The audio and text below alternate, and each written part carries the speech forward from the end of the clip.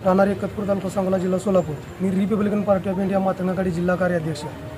की शहाजी शिवाजी वाघमारे हा पंढरपूर तालुका पळशी या ठिकाणी राहिला होता सासरवाडीत।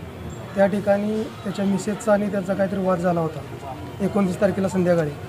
त्यावेळी त्यांनी पंढरपूरला ॲडमिट केला होता। तिथून त्यांचे स्टेटमेंट घेऊन त्यांनी सोलापूर सिव्हिलला पाठवले होते। त्यावेळी काल त्यांच्या भावांना इथून डॉक्टरचा फोन आला। त्यावेळी ते काल इथे येऊन काल दिवसाभरात इथे चर्चा करून गेले।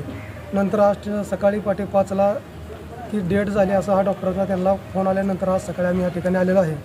तर त्यांच्यावरती योग्य ती चौकशी करून कारवाई व्हावी, अन्यथा आम्ही ती डेड बॉडी हातात घेतली जाणार नाही।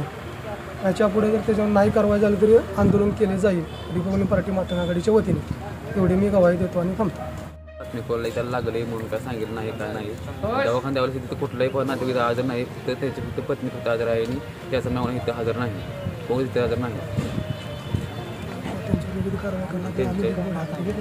त्यांच्यावर कायदेशीर कारवाई करावी, नाहीतर आम्ही